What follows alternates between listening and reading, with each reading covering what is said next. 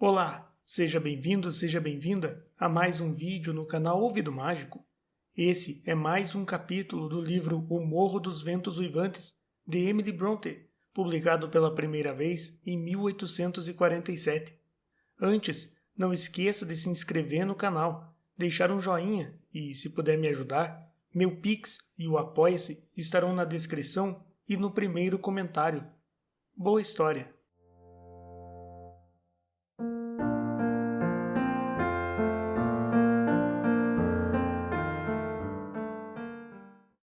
Capítulo 8. Numa bela manhã de junho, nasceu o primeiro bebezinho de quem cuidei, e o último do velho galho dos Earnshaw. Estávamos ocupados juntando feno num campo distante, quando a garota que habitualmente levava nosso desjejum veio às pressas pelos prados e estrada acima, uma hora mais cedo, chamando por mim enquanto corria. Um bebezão! Exclamou ofegante. O menino mais bonito que já vi. Mas o doutor diz que a patroa não vai sobreviver. Faz meses que está tísica. Ouvi-o falar com o Sr. Hindley. Agora que ela não tem mais um motivo para viver, vai morrer antes da chegada do inverno. Vá já para casa. Você vai ter que cuidar do bebê, Nelly. Dar-lhe açúcar e leite. E cuidar dele noite e dia. Queria estar no seu lugar, porque ele vai ser todo seu quando a patroa se for. Mas ela está tão doente assim? Perguntei, largando o ancinho e amarrando minha touca. Acho que está, mas não parece, respondeu a garota. Fala como se fosse viver para vê-lo se tornar um homem. Está fora de si de alegria. É um bebê tão lindo. Se eu fosse ela, tenho certeza de que não morreria. Ficaria melhor só de olhar para ele, apesar de Kenneth. Fiquei furiosa com ele. A senhora Archer levou o querubim para o patrão, na casa, e o rosto dele começou a se iluminar quando o velho corvo deu um passo à frente e disse: Earnshaw, é um milagre que sua esposa tenha sido poupada para lhe deixar este filho. Quando ela chegou, eu estava convencido de que não duraria muito, mas devo preveni-lo. O inverno provavelmente a levará. Não se deixe abalar demais. Não há o que fazer a respeito. Além disso, o senhor deve ter sido mais cuidadoso na hora de escolher uma mulher de saúde tão fraca. E o que foi que o patrão respondeu? Perguntei. Acho que praguejou qualquer coisa, mas não lhe dei ouvidos. Estava tentando ver o bebê. E começou a descrevê-lo entusiasmada. Ansiosa como ela, corri para a casa a fim de admirá-lo eu mesma, embora estivesse muito triste por Hindley. Em seu coração só havia lugar para dois ídolos, a esposa e ele próprio. Amava-o cegamente e adorava-a, e eu não podia imaginar como suportaria a perda.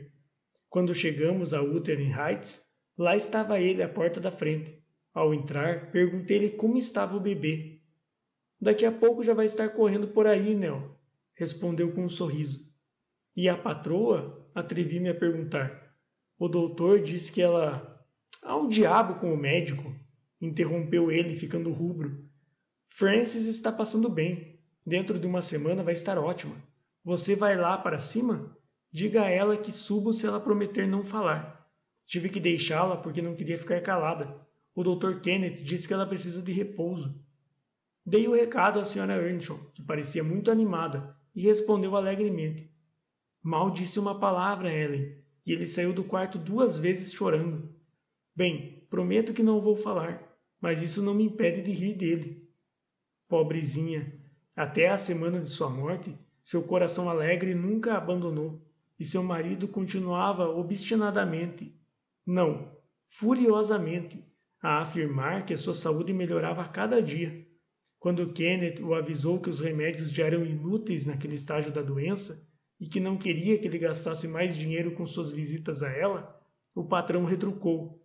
Sei que o senhor não precisa mais vir. Ela está bem. Não tem mais necessidade dos seus cuidados. Nunca esteve tísica. Era uma febre, e já passou. Seu pulso está como o meu, agora, e seu rosto igualmente fresco. Contou a mesma história à esposa, e ela pareceu crer. Certa noite, porém, apoiada no ombro dele, enquanto dizia acreditar que poderia se levantar no dia seguinte, um acesso de tosse bem leve a sacudiu. Hindley a ergueu nos braços. Ela enlaçou-lhe o pescoço. Seu rosto mudou de expressão e ela morreu. Conforme a garota adivinhara, o menino Harrington foi inteiramente entregue aos meus cuidados. O Sr. Earnshaw, contanto que o visse com saúde e nunca o ouvisse chorar, estava satisfeito com o que dizia a respeito ao filho. Quanto a si próprio, estava desesperado. Seu sofrimento era do tipo que não transparece. Não chorava nem rezava. Despejava insultos e desprezo, execrando Deus e os homens, e entregando-se às piores devassidões.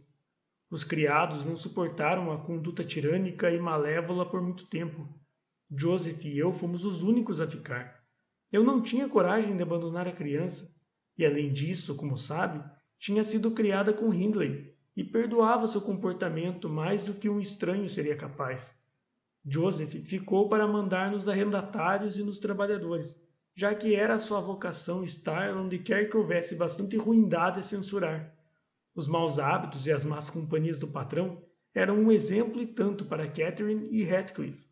O tratamento que ele dispensava a este último era o bastante para transformar um santo num demônio, e, na verdade, parecia que o garoto estava mesmo possuído por algo diabólico naquele período. Ele se comprazia em ver Hindley degradando-se irremediavelmente, e seu mau gênio e ferocidade eram a cada dia mais notáveis. Não tenho nem como tentar de descrever a casa infernal em que vivíamos. O pároco deixou de nos visitar, e por fim ninguém decente se aproximava de nós, a menos que as visitas de Edgar Linton à senhorita Kate possam ser consideradas uma exceção. Aos 15 anos, ela era a rainha da região. Ninguém se comparava a ela, e se tornou uma criatura convencida e voluntariosa. Confesso que não gostava dela, agora que já não era mais criança. Censurava-a com frequência, tentando dar um jeito em sua arrogância, mas Catherine nunca demonstrou antipatia por mim. Era maravilhosamente fiel às antigas amizades. Até Heathcliff ocupava o mesmo lugar entre os seus afetos, e o jovem Linton, apesar de toda a superioridade, teve dificuldades para causar uma impressão semelhante. Ele foi meu último patrão. Ali está o seu retrato sobre a lareira. Antes ficava pendurado ao lado do de sua esposa, mas o dela foi removido. Do contrário, o senhor poderia ter uma ideia de como era. Pode vê-lo? A senhora Dean ergueu a vela e distinguiu um rosto de feições suaves, por demais parecido com a jovem de Heights, mas de expressão mais pensativa e agradável. Era um homem de boa aparência. O cabelo longo e claro encaracolava-se levemente nas têmporas. Os olhos eram grandes e curiosos. O rosto, de modo geral, quase que gracioso demais. Não me surpreendia que Catherine Earnshaw tivesse esquecido seu primeiro amigo por um rapaz como aquele. O que me surpreendia e muito era que ele, com uma mente que correspondia à sua pessoa, pudesse ter gostado de Catherine Earnshaw, tal como eu imaginava que ela fosse. Belo retrato, comentei com a governanta. É fiel? É, respondeu ela. Mas ele tinha melhor aparência quando estava animado. Essa é a sua expressão do dia a dia. Faltava-lhe ânimo em geral. Catherine mantivera contato com os Linton desde aquelas 5 semanas na casa deles, e como não tinha a intenção de mostrar seu lado selvagem em sua presença, e tinha o bom senso de se envergonhar de ser rude, quando invariavelmente só recebia gentilezas, foi aos poucos impondo sua presença aos velhos, com uma cordialidade engenhosa. Conquistava, ao mesmo tempo, a admiração de Isabela e o coração do irmão. As conquistas a lisonjearam desde o início, pois era muito ambiciosa, e a levaram a adotar uma dupla personalidade, sem que pretendesse exatamente enganar a ninguém. Onde ouvia Heathcliff ser chamado de jovem vulgar e delinquente, e pior do que uma besta, tinha o cuidado de não agir como ele. Em casa, porém, sentia-se pouco inclinada a se comportar com uma polidez que só faria provocar risos, e a controlar uma natureza desregrada, quando isso não lhe traria crédito nem elogios. O Sr. Edgar raramente reunia coragem para visitar Wuthering Heights abertamente. Tinha pavor da reputação de Earnshaw e não queria encontrá-lo. Ainda assim, era sempre recebido com nossas melhores tentativas de cordialidade. O próprio patrão evitava ofendê-lo, sabendo o porquê de suas visitas, e se não conseguia ser amável, pelo menos não se intrometia. Acho que as visitas não agradavam a Catherine. Ela não era ardilosa, nunca era coquette e, obviamente, era contrária a qualquer encontro entre seus dois amigos, pois quando Heathcliff demonstrava desprezo por Linton, na presença deste, ela não concordava, como fazia em sua ausência, e quando Linton revelava sua repugnância e antipatia por Heathcliff, ela não ousava tratar seus sentimentos com indiferença, como se a depreciação de seu companheiro de infância não tivesse qualquer consequência para ela própria. Ri muito de suas perplexidades e problemas secretos, que ela em vão tentava esconder de meu escárnio. Parece cruel da minha parte, mas Kate era tão orgulhosa que se tornava impossível apiedar-me de suas aflições, enquanto não aprendesse a ser um pouco mais humilde. Por fim, ela passou a confiar em mim e se abrir. Não havia mais ninguém a quem pudesse pedir conselhos. Certa tarde, o Sr. Hindley tinha saído de casa, e Heathcliff aproveitou para dar a si mesmo uma folga. Já estava com 16 anos a essa altura, acho, e mesmo sem ter feições desagradáveis, nem ser intelectualmente deficiente, conseguia suscitar uma repugnância física e mental de que seu atual aspecto não guarda qualquer traço. Em primeiro lugar, já não se viam mais os bons resultados da educação que recebera. O trabalho árduo e contínuo, que começava cedo e terminava tarde, extinguira qualquer curiosidade que um dia tivera pelo conhecimento e qualquer amor pelos livros ou pelo aprendizado. O senso de superioridade que demonstrava na infância, advindo da predileção do velho Sr. Earnshaw, desvanecera. Durante muito tempo lutou para se manter no mesmo nível de Catherine com relação aos estudos, e acabou cedendo com um pesar profundo, ainda que silencioso. Cedeu por completo, porém, e não havia como convencê-lo a dar um passo na direção do progresso, quando sentia que devia, necessariamente, rebaixar-se ainda mais. A aparência pessoal casava então com a deterioração mental. Adquiriu um andar desleixado e um aspecto inóbil. Sua predisposição naturalmente reservada se tornou um excesso quase aparvalhado de morosidade antissocial, e ele aparentemente encontrava um estranho prazer em despertar a aversão, e não a estima, de seus poucos conhecidos. Catherine e ele ainda eram companheiros constantes, sempre que ele tinha algum descanso do trabalho, mas Heathcliff deixara de expressar com palavras o quanto gostava dela e recuava, com uma raivosa desconfiança, de seus carinhos infantis, como se tivesse consciência de que não podia haver satisfação em tanta demonstração de afeto. Na ocasião que acabo de mencionar, Heathcliff veio até a sala e anunciou sua intenção de não fazer nada, enquanto eu ajudava a senhorita Kate a arrumar o vestido. Ela não contara com essa ideia dele de não trabalhar, imaginando que teria a casa só para si. Conseguiu, de algum modo, informar o Sr. Edgar da ausência do irmão, e estava se preparando para recebê-lo. Kate está ocupada hoje à tarde? Perguntou Heathcliff. Vai a algum lugar? Não, está chovendo, respondeu ela. Então por que está usando esse vestido de seda? Indagou ele. Não vem ninguém aqui, vem? Não que eu saiba, gaguejou a moça. Mas você deveria estar no campo, Heathcliff. Já passou 1 hora do almoço. Achei que já tivesse ido. Hindley não nos livra com frequência de sua presença maldita, observou o rapaz. Não vou mais trabalhar hoje. Vou ficar com você. Ah, mas Joseph vai contar a ele, disse ela. É melhor você ir. Joseph está carregando lodo no outro extremo da Penistone Crags. Vai ficar lá até escurecer e nem vai saber. Assim dizendo, ele se aproximou da lareira e se sentou. Catherine refletiu por um instante, as sobrancelhas franzidas. Achava necessário aplainar o terreno para uma intrusão. Isabella e Edgar Linton comentaram que talvez viessem aqui hoje à tarde. Disse após 1 minuto de silêncio. Como está chovendo, acho que não vem, mas pode ser que apareçam. Se isso acontecer, você corre o risco de levar uma bronca sem motivo. Diga a Ellen para avisar que está ocupada, Kate, insistiu ele. Não me troque por esses seus amigos idiotas. Às vezes quase chegou ao ponto de reclamar que eles... Mas não vou. Que eles o quê? Exclamou Catherine, fitando-o com uma expressão aflita. Ah, Nelly! acrescentou petulante, tirando a cabeça das minhas mãos. Você penteou tanto meu cabelo que desmanchou os cachos. Já chega, deixe-me em paz. Do que você está a ponto de reclamar, Heathcliff? Nada. Só olhe para o calendário naquela parede. E apontou para uma folha emoldurada perto da janela, prosseguindo. As cruzes marcam as tardes e as noites que você passou com os Linton. Os pontos marcam as que passou comigo. Está vendo? Marquei todos os dias.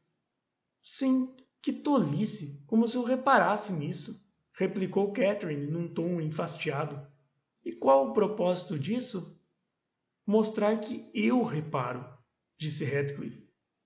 E por acaso eu deveria passar todo o meu tempo com você? Indagou ela, cada vez mais irritada. Que benefício isso ia me trazer? Sobre o que você fala? Até parece que é burro ou um bebê, a julgar pelas coisas que diz para me divertir ou pelas coisas que faz. Você nunca me disse que eu falava pouco ou que minha companhia não lhe agradava, Kate, exclamou Heathcliff muito agitado. Não chega a ser companhia quando a pessoa não sabe nada e não diz nada, murmurou ela. Ele se pôs de pé, mas não teve tempo de continuar expressando seus sentimentos, pois ouviram-se as patas de um cavalo no pátio. Após bater de leve na porta, o jovem Linton entrou, o rosto radiante de satisfação ante o inesperado convite que recebera. Sem dúvida, Catherine notou a diferença entre seus amigos, enquanto um entrava e o outro saía. O contraste lembrava o que existe entre uma região montanhosa e desolada de minas de carvão e um vale bonito e fértil. A voz dele e a maneira como a cumprimentou acentuavam a diferença. Tinha um tom de voz doce e suave, e pronunciava as palavras como o senhor faz, ou seja, de modo menos áspero do que a gente daqui. Não cheguei cedo demais, cheguei? Indagou ele, lançando-me um olhar. Eu tinha começado a limpar e arrumar umas gavetas na extremidade do aparador. Não, respondeu Catherine. O que está fazendo aí, Nelly? Meu trabalho, senhorita, respondi. O Sr. Hindley me dera ordens de sempre estar presente durante as visitas que Linton resolvesse fazer. Ela se aproximou de mim e sussurrou irritada às minhas costas. Saia já daqui, você e os seus espanadores. Quando temos visita na sala, os criados não ficam esfregando e limpando o mesmo cômodo. É uma boa oportunidade agora que o patrão não está, respondi em voz alta. Ele detesta que eu fique mexendo nestas coisas em sua presença. Tenho certeza de que o Sr. Edgar vai me desculpar. Detesto que você fique mexendo nessas coisas na minha presença, exclamou imperiosa a mocinha, sem dar ao convidado tempo de responder. Kate ainda não recobrara a calma após a breve discussão com Heathcliff. Lamento muito, senhorita, foi minha resposta, e prossegui dedicada com a tarefa. Supondo que Edgar não pudesse vê-la, Catherine arrancou o pano de minha mão e me beliscou com toda a força no braço. Já lhe disse que não gostava dela, e sentia satisfação em frustrar sua vaidade de vez em quando. Além disso, o beliscão tinha doído muito, então levantei-me e gritei. Ah, senhorita, onde já se viu? Não tenho o direito de me beliscar e não vou tolerar isso. Não toquei em você, sua mentirosa, exclamou ela, os dedos prontos para repetir o beliscão e as orelhas rubras de raiva. Nunca consegui esconder sua ira, que sempre deixara seu rosto em brasa. O que é isto, então? Retorqui, mostrando uma marca roxa bastante nítida como prova do que fizera. Kate bateu o pé, hesitou por um momento e então, impelida de modo irresistível por seu espírito malcriado, deu-me um tapa na cara, uma bofetada que fez com que meus olhos se enchessem de lágrimas. Catherine, querida, Catherine, intercedeu Linton, bastante chocado com a dupla demonstração de falsidade e violência por parte de seu ídolo. Saia da casa, Ellen, repetiu ela, tremendo dos pés à cabeça. Ao ver minhas lágrimas, o pequeno Harrington, que me seguia por toda parte e estava sentado perto de mim no chão, começou a chorar ele próprio e a reclamar, entre soluços da tia Kate malvada, o que dirigiu ao coitado sua fúria, segurou-o pelos ombros e o sacudiu até que o pobrezinho ficasse lívido. Edgar, impensadamente, segurou as mãos dela para soltá-lo. Num instante, uma das suas mãos se soltou, e o jovem estupefato sentiu-a pesar sobre sua orelha, com uma força que não poderia ser confundida com brincadeira. Ele recuou consternado. Tomei Harrington nos braços e fui para a cozinha com ele, deixando a porta entre os dois cômodos aberta, pois estava curiosa para ver como resolveriam aquela desavença. O visitante insultado foi até o lugar onde havia deixado o chapéu, pálido e com o lábio trêmulo. Isso, pensei comigo mesma, aceite a advertência e vá embora. Que sorte a sua ter tido a oportunidade de ver um lampejo de como ela realmente é. Aonde é que você vai?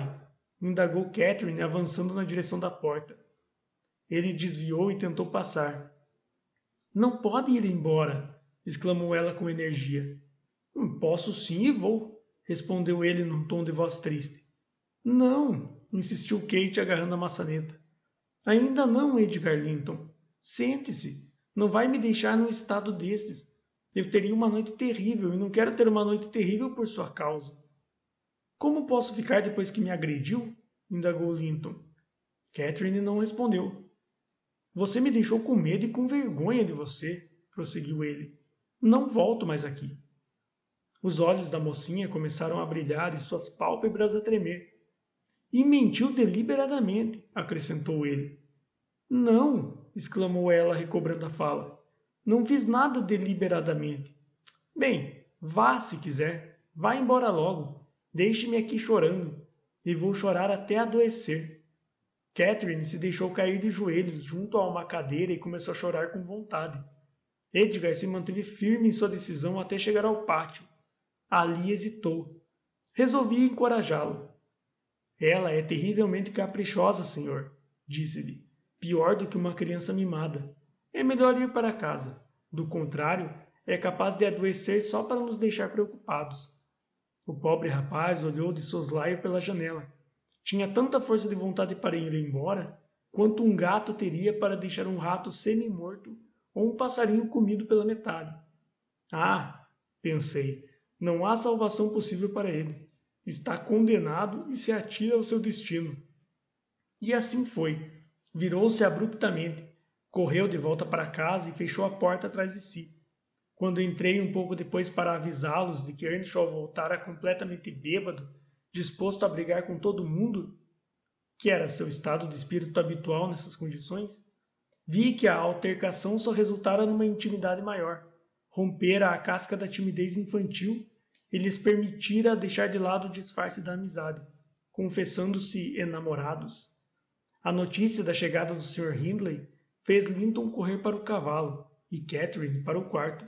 Fui esconder o pequeno Harrington e tirar as balas da espingarda do patrão, com a qual ele gostava de brincar em tais momentos de agitação insana, pondo em risco a vida de qualquer um que se metesse na sua frente, ou mesmo atraísse por demais sua atenção. Eu tivera a ideia de tirar as balas, para que ele causasse menos danos se resolvesse atirar.